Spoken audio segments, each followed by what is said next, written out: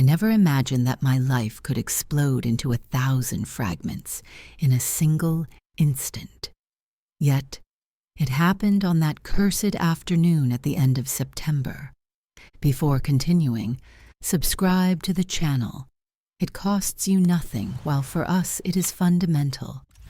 I had always believed I had a perfect life, a solid marriage with Fabio, the partner with whom I shared years of love and promises, a stimulating job as an architect in a prestigious firm, a welcoming house with a lovingly tended garden, where my roses bloomed lushly.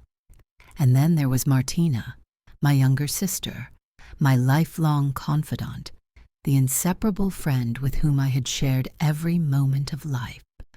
Growing up as twins, we had always supported each other, united by a bond that seemed unbreakable. That day, a sudden headache forced me to come home early from work. I needed to rest before starting to prepare dinner, while Fabio was out for a meeting, or at least that's what he told me. As soon as I crossed the threshold of the house, I heard noises coming from the upper floor. My heart quickened. The first thought was that of a thief. Instinctively grabbing a vase from the entryway cabinet, the only object heavy enough to use to defend myself, I climbed the stairs in silence, my breathing broken by tension. The bedroom door was ajar. I approached, holding my breath, and reality hit me like a stab in the chest. Fabio and Martina, naked, entwined between the sheets, their laughter suffocated by that obscene complicity. The vase slipped from my hands, crashing onto the floor with a deafening noise that made the two lovers jump. They whirled around, their eyes wide with horror and shame. Fabio tried to cover himself awkwardly, his mouth open in search of words that could never justify that betrayal. Martina, curled up under the sheets, her face pale and marked by guilt, was desperately looking for an explanation, a way to escape the silent judgment that was collapsing on her. But I couldn't move or speak. The pain was a punch in the stomach, an unbearable weight that crushed me. Those two people, the most important in my life, had stabbed me in the back without hesitation. I don't know how long I stood there, motionless in the doorway, as my mind desperately tried to make sense of what I was seeing. Then, something inside me broke. I whirled around and ran out of the house, ignoring the pleading voices behind me. I got into the car and left, driving aimlessly, my face streaked with tears that blurred my vision. The images of that betrayal were repeated relentlessly in my head, like a cursed film that I couldn't stop. I stopped only when the darkness of the night completely enveloped me. The sea stretched out in front of me, a silent spectator of my pain. I turned off the engine and stood there in silence while the anger exploded. I screamed. I hit the steering wheel violently. I vented my frustration with insults and desperate sobs. I cursed Fabio. I cursed Martina, but above all myself, for never having seen the signs, for having been so blind. When I returned home at dawn, I was a different person. The naive and trusting woman I had been until the day before no longer existed. In his place there was a wounded soul, destroyed, but determined not to let it break down. I found Fabio asleep on the sofa, the tired expression of someone who had spent the night waiting. When he woke up with a start to see me, he tried to justify himself, to grasp one last possibility. But there was nothing to save. I ordered him to leave without giving him the luxury of an apology. When he, lowering his gaze, murmured that the affair with Martina had been going on for 6 months, nausea overwhelmed me. 6 months. 6 long months in which I cried, tormenting myself about not being able to conceive a child while they had fun behind my back. I gave him an hour to gather his things and disappear from my life. When I left the house, Fabio had disappeared. leaving only a note with a few poor words. "I'm sorry. I love you." I tore it without hesitation, tearing it to shreds. The next few days were a whirlwind of pain and anger. I locked myself in the house, isolated myself from the world, ignoring the desperate calls and messages from Martina and Fabio. I alternated moments of blind fury, in which I broke plates and frames, with bouts of crying that left me powerless. I didn't eat. I didn't sleep. I felt emptied, reduced to a shadow of myself. It was my mother who brought me back to reality. Concerned by my silence, she came to the door, and seeing me in that state, hugged me tightly. No words were needed. My pain spoke for itself. Gently, he reminded me that I would not collapse, that I would find the strength to get back up. One step at a time, he told me, without haste. I wasn't yet ready to believe in a future away from that pain, but in that moment I understood one thing. I wouldn't let it destroy me. I had lost everything, but I wasn't going to lose myself. My mother had practically moved in with me, forcing me to take back my life piece by piece. He forced me to eat, to take a shower, to leave the house for short walks. At first, every small gesture seemed like an insurmountable mountain. But day after day, I slowly began to re-emerge from the abyss into which I had sunk. I went back to work, immersing myself in projects until I lost myself in them. I didn't want to think. I didn't want to feel. I spent the evenings with my mother, or with those few friends to whom I had found the strength to tell the truth. I carefully avoided any place that could evoke the taste of Fabio or the face of Martina. It was during an evening with friends, with a glass of wine in my hands, that I made the decision that would change my life forever. An unexpected question hit me like a punch in the stomach. What was I going to do with the house? I hadn't thought about it yet, but it was obvious. Every corner of those walls was imbued with sweet memories that had now become poison. The bed still smelled of nights spent next to him, unaware of everything. Every room whispered the broken dreams, the broken promises, the betrayal consummated between those same walls that were once our refuge.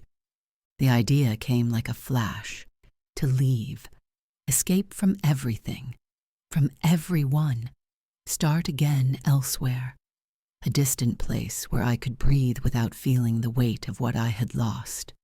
Paris. It had always been a dream, and maybe, finally, it was time to make it come true. I felt a shiver run down my spine as I said those words. It was a leap of faith, but for the first time in weeks I felt alive. The smiles of my friends and their enthusiasm were the sign I was waiting for. I was ready. The following months were a frenetic whirlwind of decisions and changes. I put the house up for sale, which fortunately found a buyer immediately. I spoke to my bosses, who accepted my proposal to work remotely, at least for a trial period. In the meantime, I started looking for an apartment in the city of love, while I dealt with the painful divorce procedures. Fabio accepted everything without question, aware that he no longer had any rights over me. I met him one last time at the notary to sign the papers. His eyes were teary, his voice cracked with remorse. He asked me for forgiveness, confessing his repentance, but his words slipped away without a trace. I felt no anger or pain, just a cold void. I looked at him one last time and said goodbye. Martina was another story. She was my sister, my blood. Cutting her off should have been the easiest thing in the world, yet it wasn't. We had shared an entire life, and a part of me continued to feel his emptiness like an open wound. When he asked me to meet, I accepted. Not for her, but for me. I had to put a definitive end to everything that had been. We met in a neutral place, a bar far from our usual places. When I saw her, a pang tightened in my stomach.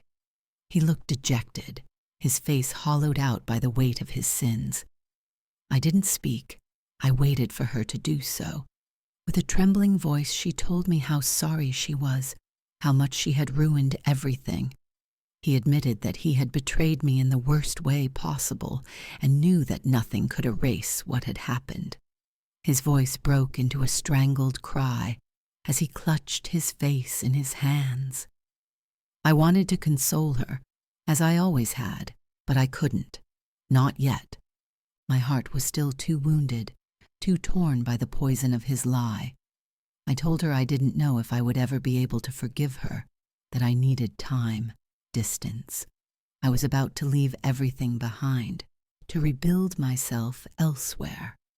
She nodded through her tears, whispering words of affection, words that once would have meant everything. Now, I didn't know what to do with it anymore. I walked away, leaving her there, broken just as I had been broken by her. But for the first time, I felt lighter. It had been a necessary wound, a last laceration before healing. But what would happen next? Stay with me until the end, because this story is far from over. Subscribe to the channel. The following days passed in a flash with suitcases to close and final paperwork to sign. And then, finally, the moment came. The airport, my new life that awaited me beyond the security checks. My mother was there with me, her eyes clouded with tears that she was trying to hold back. He asked me once again if I was sure. I could still change my mind. I could have stayed, but I knew I could never do it. Not anymore. Not after everything that had happened. Not after all I'd lost. I smiled, a barely visible smile, but full of awareness. It was time to go, to start again. Clinging tightly to my mother, I felt her breathing tremble as the heat of her body tried to convey to me all the love and protection that only she could give me. I could hear her fighting tears, trying to hold back the apprehension that was eating away at her. But in her eyes there was the pride of someone who knows she has raised a strong daughter. I promised that I would return, that this was just a new beginning, yet I knew that nothing would ever be the same again. As I walked away toward security, I turned around one last time. She was still there, with tears in her eyes, tears now free to roll down her cheeks. Sitting on the plane, I felt my heart pounding against my chest. A mixture of fear and anticipation enveloped me, an almost electric sensation. I was afraid of what awaited me, afraid of finding myself alone in a new city, and yet, for the first time in months, something inside me rekindled. I felt alive. As the plane lifted off, I looked out the window, watching the clouds roll by below me. I thought about the last few months, about everything I had lost, about the pain that still accompanied me like a scar that didn't want to heal. But that pain, although present, no longer had the power to suffocate me. A timid hope was born between its cracks.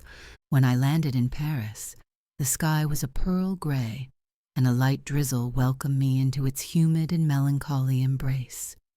Getting into the taxi that would take me to my new apartment, I looked at the busy streets, the unfamiliar faces, the lights that illuminated the city with a whispered promise of new possibilities. I was really there. I was really starting from scratch. My 2-room apartment in Montmartre was small, but cozy. From the window you could see the roofs of the city, an almost unreal panorama, like a postcard coming to life. That first night, among boxes still to be sorted and new sheets that smelled of change, I fell asleep with the sounds of the city whispering unknown stories. The following days were frenetic, immersed in the discovery of a new world. Losing my bearings in the narrow cobbled streets of Montmartre became a habit, as did learning to master French, which despite years of study proved inadequate for real conversations. The work absorbed me, but it also gave me satisfaction. My colleagues appreciated my Italian style, my fresh ideas. Slowly, Paris was starting to get under my skin. It was during one of those carefree evenings in a crowded place with the scent of wine and light chatter that I met Pierre, a friend of a colleague, a reporter with a cheeky smile and a southern accent that made every word seductive. He spoke with ease, played with words, and while he laughed at my linguistic gaffes, his eyes rested on me with a curiosity that made me feel wanted. There was something about him, a magnetic energy that drew me in, but when he asked me out, panic tightened in my throat. I wasn't ready. I couldn't let go so soon. I told him my story, my divorce, the need for time for myself. He didn't insist. He simply offered me a friendship, sincere and without expectations. This is how Pierre became my first real friend in Paris. With him I discovered a city that tourists didn't know about, hidden corners, small bistros where time seemed to stop. He taught me to improve my French, laughing sweetly at my mistakes, and above all, he listened to me. One evening, sitting on a bench facing the Seine, I felt the need to open up completely. I told them about Fabio, about Martina, about the wound that still pulsated inside me, admitting that part of me wanted to forgive them, just to free myself from that burden, but that another part still burned with anger, was like stripping off armor I'd worn for too long. Pierre told me that forgiveness is not an obligation, that it comes when you are ready, and if it doesn't happen, that's okay too. Those words dug into me, leaving an indelible mark. Months passed. The pain didn't disappear completely, but it stopped dominating me. I was learning to live with it, to accept it as part of me, without allowing it to define who I was. My new life was taking shape. The past was behind me, until the day I received an unexpected phone call. Martina's voice, hesitant and fragile, reached me like a sudden blow. I hadn't felt it for months, yet a moment was enough to make me feel that blade in my chest again. She said she had something to tell me, something she should tell me before I found out from others. Then came the revelation. She was pregnant, a child, the son of the man who had been my husband. I felt my breath hitch, my heart slow to a beat suffocated by pain. I didn't answer immediately. I tried to hold back the wave of emotions that overwhelmed me. Martina tried to explain herself, to tell me that she would understand if I didn't want to be part of that story. But I couldn't think of her. I thought about the baby that Fabio and I had wanted so much, and that had never arrived. I thought about the cruel injustice of fate, to the loneliness I had experienced while they built a new life on the rubble of mine. I took a deep breath, trying to maintain control that was slipping away from me. I told her I needed time. Then I ended the call, and I cried. I cried like I hadn't in months. I cried for the past, for the love that had been, and for the love that would never return. I cried for myself, and for the first time, I wasn't ashamed to do it. In the following days, a whirlwind of conflicting emotions overwhelmed me without respite. The news of Martina's pregnancy had opened up wounds that I believed were now close to healing. A sense of dull anger tightened my chest. The bitter taste of betrayal burned inside me again, while jealousy crept into every thought. Yet alongside all that pain, there was a shadow of something different, deeper. A subtle and inescapable bond tied me to that child who was about to come into the world. My nephew, the blood of my family. A primordial instinct of protection grew inside me, mixing with that internal storm. It was Pierre, as always, who brought me back to reality. With his calm voice, He reminded me that that child had no faults, that it was nothing more than an innocent life, divorced from the sins and deceptions of adults, and above all, it made me understand that I myself had no obligation, that mine was a choice. I could decide if and how to be present in that story without getting sucked into the past. His words dug inside me, insinuating doubt, making me reflect. So I decided to take some time. I immersed myself in the work, in the projects that were finally receiving the recognition they deserved. I forced myself to fill my days, to put myself back at the center. And in doing so, I rediscovered an ancient passion that I thought was lost: painting. I signed up for a course, letting the color fill the void, the canvas absorb the turmoil of my soul. Every brushstroke was a fragment of my life, the red of burning passion, the blue of melancholy that never abandoned me, the green of hope that was struggling to be born, the yellow of a timid but unstoppable rebirth. And as I watched the picture take shape, I understood what I had avoided admitting for weeks. My life was not a clear and defined drawing, but an explosion of unexpected, overlapping, chaotic colors. And it was precisely in that chaos that I had to find my balance. It was at that precise moment that I made a decision. I knew it would be difficult, that it would mean facing the past, looking at the people who had hurt me in the face, but I would never hold back. And so, with a knot in my stomach, I made the first move. I called Martina. His voice on the other end of the line was full of surprise and trembled with emotion. Then, the silence broke into a suffocated cry. She confessed to me how much she missed me, how much she had hoped for that phone call. He spoke about the child, a girl, and in a small voice he asked me a question that I would never have expected. He wanted me as the child's godmother. That request hit me deeply, leaving me breathless. I felt overwhelmed by a wave of conflicting emotions. The past pulled me back with its suffocating grip, while the future opened up before me with an uncertain but irresistible promise. I looked at the painting I had just finished and understood the truth I had ignored for too long. Life was not made of simple choices, of right or wrong, but of compromises, of acceptance, of courage. I spoke my answer without hesitation: yes. I knew that that yes would bring new challenges. It would mean rebuilding a shattered relationship, facing Fabio, putting up with looks, words, tensions that were still burning. But I also knew that turning away would be an act of cowardice, and I was no longer that woman who ran away from difficulties.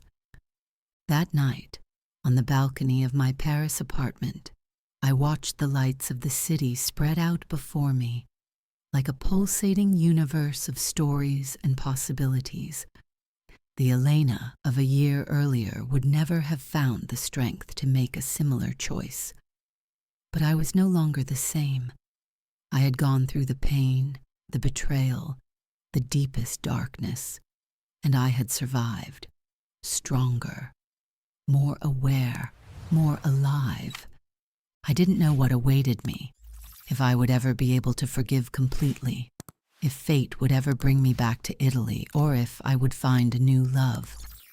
But for the first time in a long time, I felt like none of that mattered.